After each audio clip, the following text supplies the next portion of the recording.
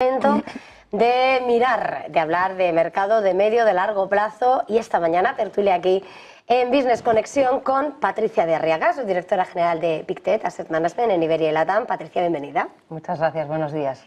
También nos acompaña Felipe Lería, director general de VP en Iberia, bienvenido. Muchas gracias. Y completando la mesa, Joaquín García Huerga, director de Estrategia Global de BBVA Asset Management y Global Wealth. Joaquín, bienvenido. Muchas gracias, buenos días. Bueno, si os parece, para comenzar este tiempo de tertulia, ponemos sobre la mesa esa fotografía, como estáis viendo el momento, el contexto. Joaquín, ¿quiere empezar? Bueno, pues los mercados hablan por sí mismos, ¿no? El año está yendo bien, las bolsas llevan más de un 10%, la renta fija, entiendo que ahora hablaremos, sí está un poco en negativo, y al final un entorno que aguanta, ¿no? A mí, por dar un breve comentario inicial, llama la atención la bajísima volatilidad, ¿no? Sobre todo la volatilidad implícita en el mercado está extremadamente baja. Pronto o tarde acabará repuntando, no parece que sea hoy del día. Felipe. Un poco en línea de lo que comenta Joaquín, complacencia, ¿no? Es una palabra a la que a veces nos acostumbra el mercado cuando todo va en una sola dirección, y es cierto, el mercado, las bolsas están todas en positivos. La renta fija, hay segmentos en positivo, sin contar, por supuesto, el mercado monetario, todo lo que sería corporate 1.3 en Estados Unidos y en Europa, todo lo que sería high yield y sobre todo mercados emergentes en positivo, con buenas rentabilidades. Quality mejor que growth, aunque el growth pues sigue haciéndolo fantásticamente bien, ¿no? Empujado pues por las big tech, que luego comentaremos algo más. Large cap, un año más mejor que small cap, del orden de 4 veces mejor, y los 10 subsectores que componen el MSCI mundial en positivo, ¿no? O sea que de momento muy bien. Patricia, ¿cómo lo veis? Pues bueno, es verdad, efectivamente, los mercados están en complacencia, pero es verdad que este comportamiento nos hemos equivocado casi todos, ¿no? Yo creo que se ha pivotado tanto en la bajada de tipos de interés que todo el mundo se forró en las carteras a poner renta fija, y resulta que la renta fija pues ha sido el activo más decepcionante en términos de retorno, ¿no? Es un comportamiento que ya vemos arrastrando desde el año pasado. Y es que efectivamente en esto de tanta predicción de escenario, de soft landing, de hard landing, pues efectivamente nos hemos olvidado que subieron los tipos pues 575 puntos básicos en Estados Unidos, que la inflación es verdad que ha bajó del 11, ahora mismo estamos en un 3, un 4, pero que la inflación es más resistente y por lo tanto los bancos centrales, para ganar credibilidad, pues no se van a arriesgar en esa, digamos, en esa dialéctica que hemos compartido todos este año, no. Los tipos bajan 7, 6, 5, 4, 3, 2, 1. Ahora veremos si bajan, pero efectivamente la tendencia es correcta y yo creo que los mercados están respondiendo a esa tendencia positiva de reducción de la inflación y un crecimiento que no es por debajo de potencial, pero un crecimiento que sigue dando alegrías y dando, digamos, expectativas de beneficios muy superiores también a lo que todos los analistas y todos los gestores preveíamos a principio de año. Entonces esperamos a ver si el segundo semestre da alguna sorpresa en ese sentido y se puede pivotar un poco, ¿no? En ese escenario que comentabais, ¿no? Subir un poquito más la volatilidad y encontrar oportunidades en algunos mercados donde ahora mismo parece que hay cierta complacencia. Dice, sorpresas en el segundo semestre, estamos a punto de acabar el primer semestre y estamos a punto, en el caso de ver a los dos grandes bancos, de ser el BCE quien mueva ficha. Si no lo hiciera, eso sí que sería un shock. Han telegrafiado 25 puntos básicos para este jueves, aunque en los últimos tiempos, bueno, hemos visto esos datos del crecimiento salarial que no han gustado tanto, esas advertencias a no hacer una flexibilización demasiado temprana. No sé cómo enfrentáis de cara a ese esperado momento del pivote lo que va a ser esa delantera que va a tomar el Banco Central Europeo a la FED, desmarcándose en solitario. Patricia. Pues no lo sé, la verdad sería una sorpresa, pero es verdad que su momento de ciclo es más evidente, ¿no? Y por lo tanto se podría tirar a la piscina con esos 25 puntos básicos que por otro lado están ya más que descontados, ¿vale? Yo creo que lo que habría que descontar es si el Banco Central Europeo no baja, eso sería pues efectivamente en contra de las expectativas, o si baja en lugar de 25 pues baja 50, entonces ya ahí habría un poco más de convulsión, porque todo lo que anticipamos desde hace meses pues efectivamente ya está descontado. Sí, podría bajarlos, pero realmente yo creo que no es una noticia especialmente relevante, porque efectivamente obviamente crearía movimientos en curva, movimientos de positivización, que esos son bueno, pues hay que jugarlos en el mercado y luego veríamos a ver qué reacción tendrían en otros mercados y qué expectativas se barajan en el mercado. Muy complicado. Felipe. Bueno, yo coincido en que el Banco Central Europeo solo le queda que todos hemos recibido el email, ¿no? Solo le queda que bajar tipo esta semana, eso está descontado. Algo, perdón, lo que todavía no está tan descontado es cuántas veces va a bajar tipos en lo que queda de año, ¿no? Vamos a ver si baja 2 tipos. He escuchado incluso algunos analistas decir que incluso puede bajar 4 tipos el Banco Central Europeo, repito, ¿no? Este año, y la Fed va a ir bastante por detrás. La Fed a nosotros nos sorprendería incluso que bajara tipos este año, ¿no? Y si lo hiciera sería muy a final de año una vez. Estamos pensando más en que baje tipos cara a 2025. Esa es la gran diferencia.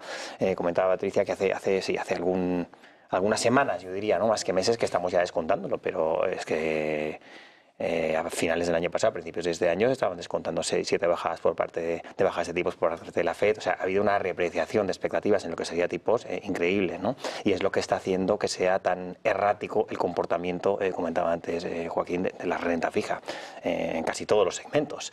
Entonces nosotros somos cautos, esperamos que el comportamiento de lo que lo ha hecho bien hasta ahora siga siendo lo que lo hace bien en adelante, es decir, la parte sobre todo de corporate, 1 o 3 años, la parte de high yield nos gusta bastante, tenemos un approach que diríamos en inglés, los anglosajones comentan barbell, ¿no? Que es básicamente estar muy en la parte corta de la curva y coger luego algo de riesgo en segmentos que dan carry, ¿no? Como es el caso del high yield, pero como digo, sin riesgo de duración. Es un tema que comentaremos luego, pero no vemos tan claro que los largos, que haya que tomar posiciones en largos, ¿no? Hablando de gobiernos, sobre todo en Estados Unidos. Joaquín, ¿cómo lo ves? Sí, ciñéndome al Banco Central Europeo, yo creo que está descontada la bajada, ¿no? El jueves, yo creo que no ha lugar a sorpresa.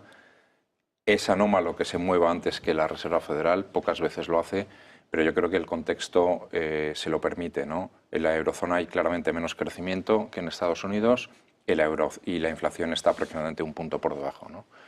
Yo creo que la duda está en la dificultad de contener o de reducir adicionalmente la inflación en lo que llamamos el último tramo, del 3 al 2%, la última milla de inflación, ¿no? Nosotros llevamos ya cuestión de 1 año, si no año y medio, hablando de inflación estructural, factores como la transición energética, como un mercado laboral estructuralmente tenso, como las consecuencias o los efectos físicos del cambio climático. Todo ello contribuye a que ese residuo inflacionista esté por debajo, subyace, y va a dificultar la bajada adicional de la inflación. O sea, no la impide, pero sí la complica un poco, ¿no? Y de ahí que las bajadas posteriores vayan siendo quizá con cuentagotas. Ese es nuestro escenario central. Al BCE le podrían quedar un par de ellas en lo que queda de año y la Reserva Federal, pues entre 1 y 2 aproximadamente. Yo creo que la película de fondo no cambia mucho si es 1, 2, 3.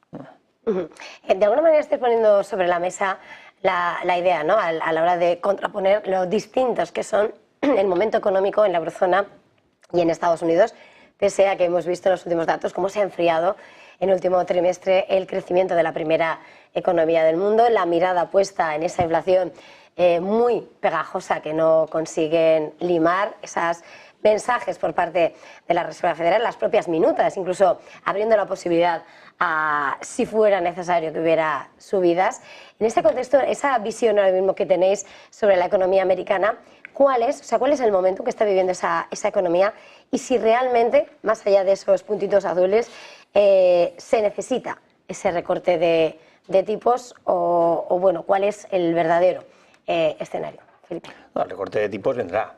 Vendrá. Nosotros, como comentaba antes, creo que quizá una bajada antes de final de año y sobre todo el año que viene. Nosotros sí estamos viendo en la economía americana un pivote de lo que sería el sector consumo a lo que sería más el sector pues vivienda, todo lo que es la parte real estate, todo lo que es el sector manufacturero. Creemos que ese va a ser el empuje, el motor de la economía norteamericana para la segunda mitad del año, con lo cual a nosotros nos sigue gustando. Estados Unidos nos sigue gustando, vemos la economía fuerte. Es cierto que tenemos temas a lo mejor de endeudamiento, de temas en las tarjetas de crédito, ¿no? El consumidor americano está comentando, pero la economía sigue fuerte, la tasa de desempleo sigue bajísima, por debajo, aunque sea marginalmente, de lo que sería el 4%, y lo vemos fuerte. O sea, a la Reserva Federal no le va a quedar más que bajar tipos. Ahora bien, va a ser de manera paulatina, como comentaba Joaquín, y no va a ser en tramos pues muy grandes, ¿no? De hecho, también prevemos que la inflación, ese 2%, no diríamos que nos parece utópico, ¿no?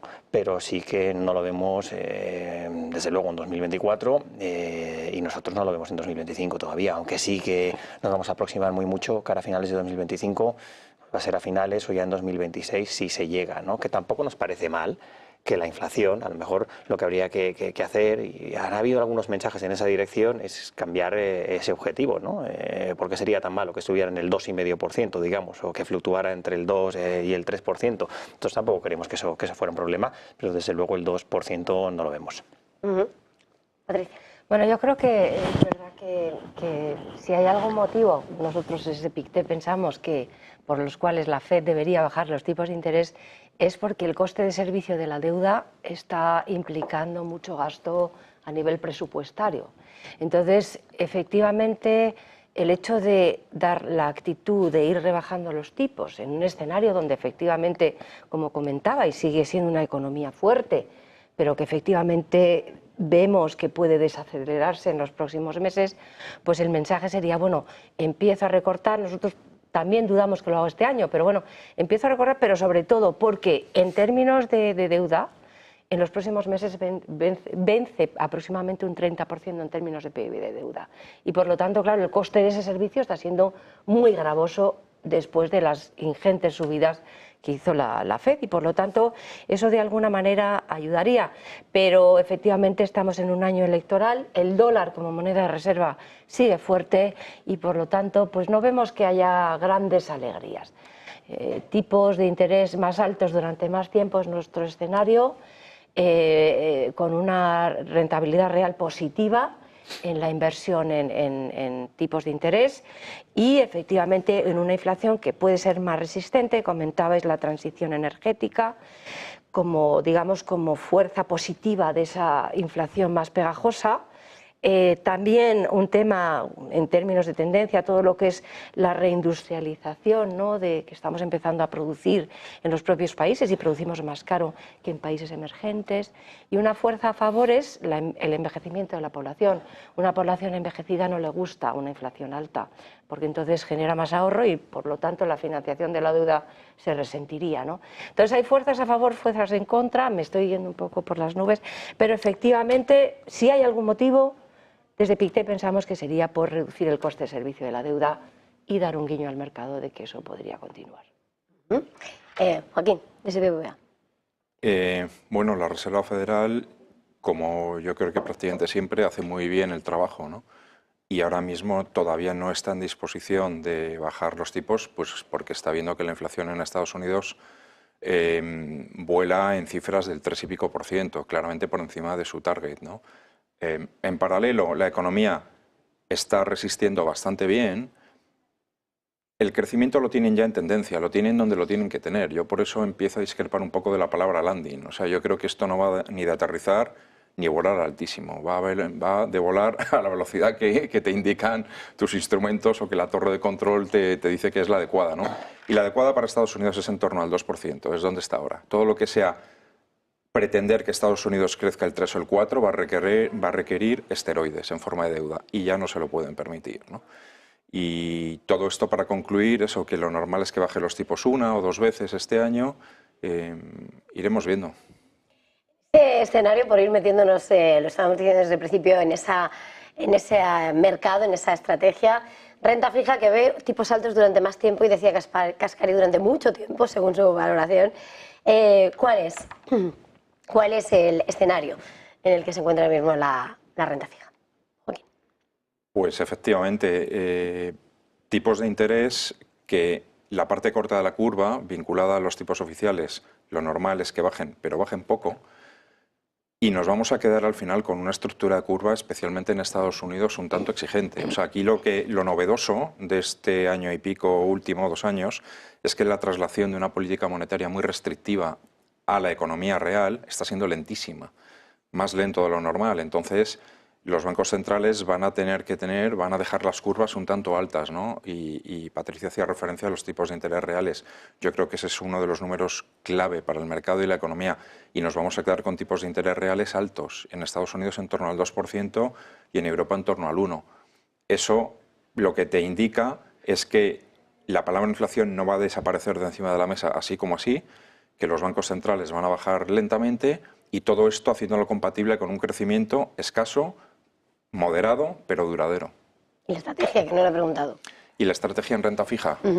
Bueno, la estrategia en renta fija, nosotros todos los ejercicios que hacemos nos indican que no merece la pena coger excesivo riesgo de duración, no merece la pena irse a tramos excesivamente largos en la curva todavía, porque el proceso de bajadas de tipos de interés va a ser lento, y sobre todo el análisis que hay que hacer, que es en términos de rentabilidad-riesgo, te dice que vas a ganar un dinero muy parecido asumiendo mucho menos riesgo de duración en las partes cortas, ¿no?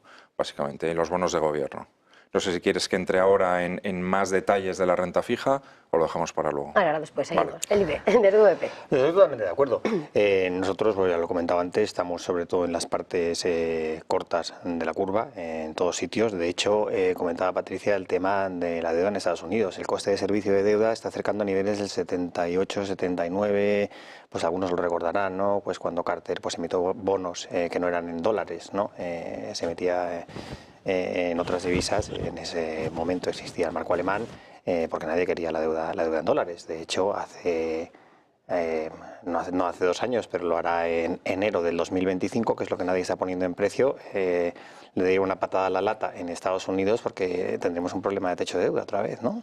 Entonces, bueno, vamos a ver con un gobierno nuevo pues cómo soluciona ese tema. Nosotros creemos que eso, que ahora no está descontado, puede meter presión sobre los largos en Estados Unidos, y donde ahora estamos confortables, pues donde están básicamente el 4,5, 4,60, 4,70, en la zona del 4,5, que incluso podríamos estar hablando del 5%, con lo cual duración no cogeríamos, sobre todo en lo que sería la parte de gobierno. Si algo, pues y alguien quiere coger algo de duración, lo haríamos más en Europa.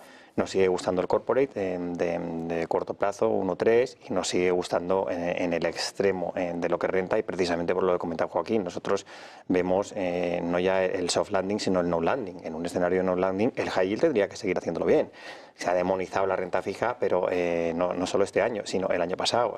En los últimos 3 años, la renta fija high yield, perdón, es el único activo de renta fija que está en positivo.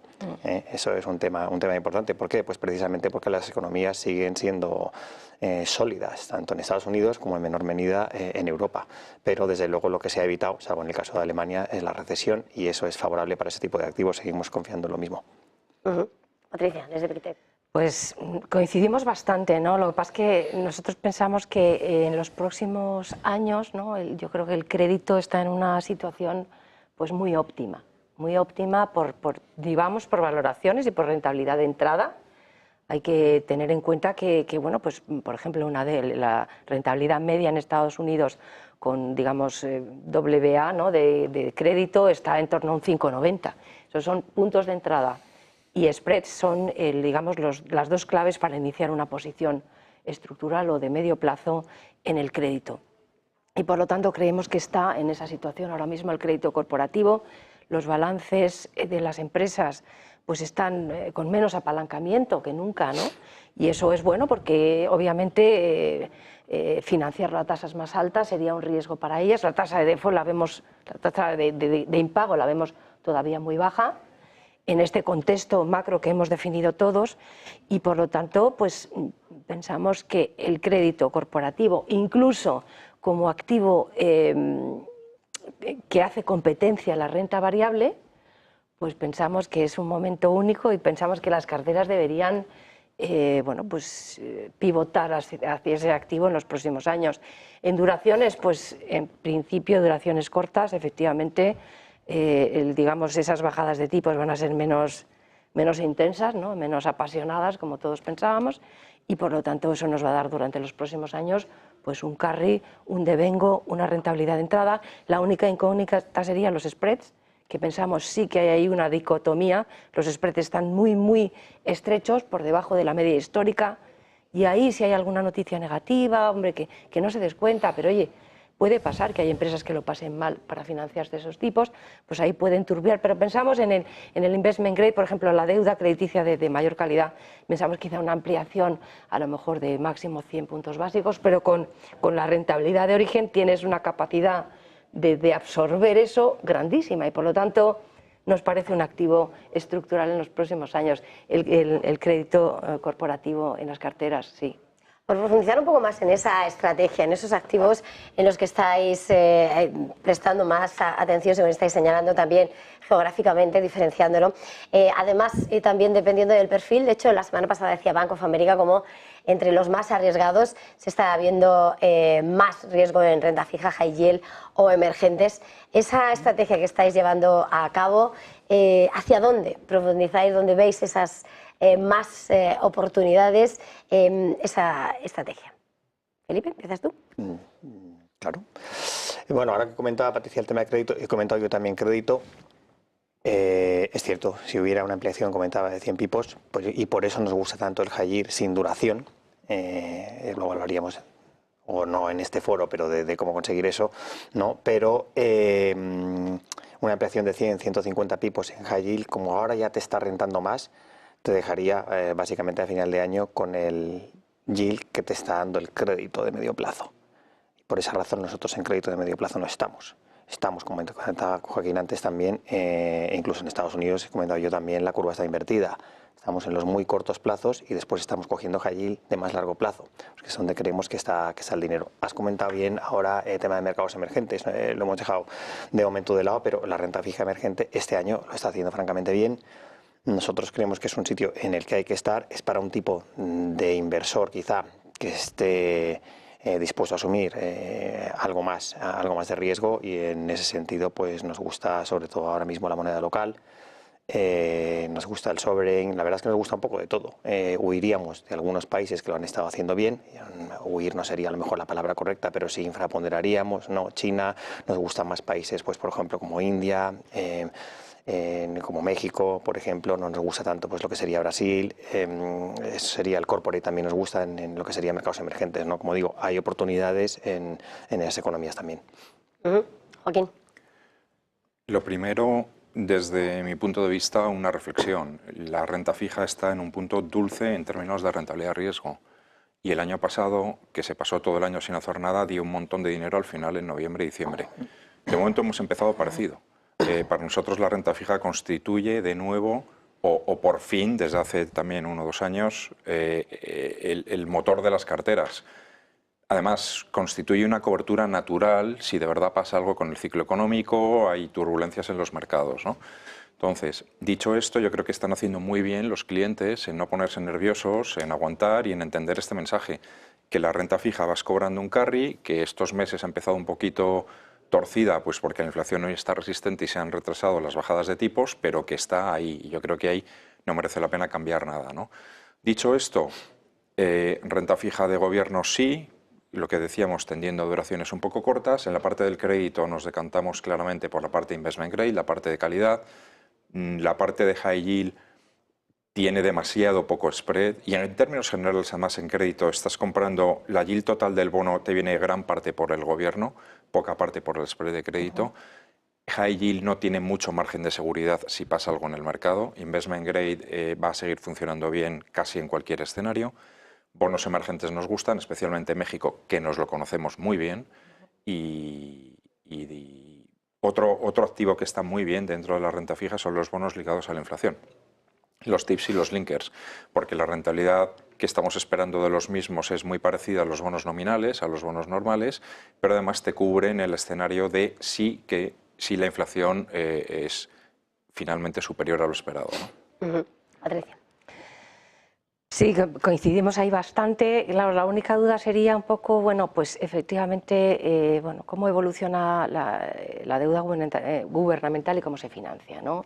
Es verdad que nosotros hemos pensado, ¿no?, que a lo mejor se producía un efecto crowding out, porque claro, la renta fija en crédito iba convergiendo, pero la deuda gubernamental iba tensionándose en la medida que digamos que esa inflación era más resistente. No pensamos que eso ocurra, aunque es una posibilidad, es decir, que al final el inversor se decante, bueno, ¿a quién financia un gobierno, ¿no?, en un escenario donde hace falta financiación, ¿a quién financió? ¿Al Estado o a las empresas, ¿no? Nosotros pensamos que efectivamente se va a crear a lo mejor en algún momento un efecto Claudinao, a pesar de que las empresas están en mejor situación que muchos gobiernos. Hay que tener en cuenta que hace 20 años había un 70% de deuda gubernamental AAA y ahora solo es un 10%. Sin embargo, tenemos empresas dentro del escenario de investment grade, ¿no?, alta calidad crediticia, que están en unas condiciones fantásticas, mucho mejor que muchos gobiernos, ¿no? Entonces ahí vamos a ver qué pasa, ¿no?, porque hay que financiar mucho y en general coincidimos en que el crédito va a ser el core, el centro de una cartera donde vamos a tener lo que hace 10 años o 12 años no teníamos, ¿no? Pues un colchoncito, un devengo, un cupón, una rentabilidad de entrada buena y unos spreads que pueden, digamos, ajustarse si pasa algo de eso, pero veremos a ver, ¿no?, qué pasa con la deuda. Ahí hay un pivote que eso sí que no está previsto en los mercados y yo creo que lo que hay que, después de que descontamos todos todo, pues a lo mejor habría que pensar en qué no se descuenta y empezar a analizar esos escenarios donde efectivamente puede haber alguna convulsión, donde sobre todo hay tanto consenso. Aquí estamos 3 personas de 3, BBVA, 2 casas de gestión diferentes y todos coincidimos en lo mismo, ¿no? Cuando esos consensos hay que empezar a analizar los escenarios de estrés porque a veces pueden sorprendernos. No nos queda mucho tiempo, pero no querría parar esta tertulia sin mirar también esa estrategia en renta variable. ¿Cómo lo veis? Después, bueno, de todo lo que hemos venido de la temporada de resultados, del brillo y la pelea de la inteligencia artificial, las dudas, la política monetaria que se espera, esa estrategia, ¿dónde veis ahora mismo? ¿Cómo la estáis diseñando? ¿Dónde veis esos sectores claves? Por terminar, Patricia, desde Big Tech. Bueno, yo creo que hablas de la inteligencia artificial y la tecnología. Nosotros desde PICTE pensamos que eso es estructural. Estructural, y cuando decimos estructural, pues hablamos de un periodo de tiempo, ¿no? Siempre, pues hablamos entre 3 y 5 años. Yo creo que eso, simplemente por reemplazar la fabricación, la composición de las empresas que son líderes, la competencia no va a poder llegar ahí. Y por lo tanto van a disponer de una visibilidad de beneficios muy superior a cualquier otro intento de otra compañía que intente reemplazar a los Nvidias y otros colegas. Lo que pasa es que nosotros pensamos que a lo mejor más que en Estados Unidos hay que estar en otros mercados paralelos donde las valoraciones son mucho más bajas y donde están fabricando componentes que son imprescindibles para que Nvidia fabrique sus chips. Estamos hablando de Taiwán, del sudeste asiático, estamos hablando de Japón también y por lo tanto si pensamos hablar de sectores o de AI o de tecnología, pues dejaríamos menos Estados Unidos y más sudeste asiático y Japón. Pensamos que este año se ha producido un equilibrio en sectores, ya no solo son los 7 magníficos, estamos viendo sectores como utilities, sectores industriales, sectores sanitarios, ¿no?, que están haciendo, digamos, un catch-up que no hicieron y por lo tanto pensamos que un equilibrio entre puro growth y a lo mejor sectores más defensivos sería una estrategia más defensiva de cara a afrontar la renta variable. Estamos neutrales en Estados Unidos, favorecemos mercados de calidad como es Suiza, por ejemplo, ¿no? Han bajado ya los tipos ahí, Reino Unido va a bajar los tipos y eso pensamos que puede aguantar mejor ese tipo de mercados y luego sobreponderamos Japón, ¿no?, por muchos factores y también de forma estructural y esa sería un poco la foto, ¿no?, que haríamos nosotros de momento en la renta variable. Felipe, desde VP. Un poco parecido, la verdad. El tema de las Big Tech es cierto que a lo mejor, sobre todo en los magníficos 7, pues Apple está plano, Tesla igual pues hay más dudas, ¿no? Un tema de política de fijación de precios, un tema de entrada de competidores, pero las Big Tech en general creemos que siguen viviendo un entorno dulce.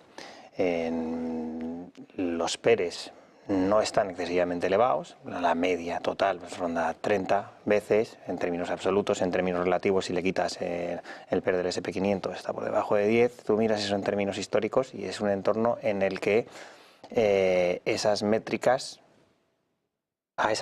les acompaña un entorno positivo, ¿no?, en cuanto a performance, o sea, en cuanto a rentabilidad del sector, si quieres, ¿no?, del orden del 30%, además te diría en los siguientes 12 meses, con lo cual, y es por las buenas razones, es porque siguen, el caso más hablado es el caso de Nvidia, pues siguen mejorando las expectativas de resultados y lanzando mejores expectativas, con lo cual, pues bueno, el precio sube, pero sin que los múltiplos suban tanto, ¿no?, por las buenas razones, con lo cual nos siguen gustando.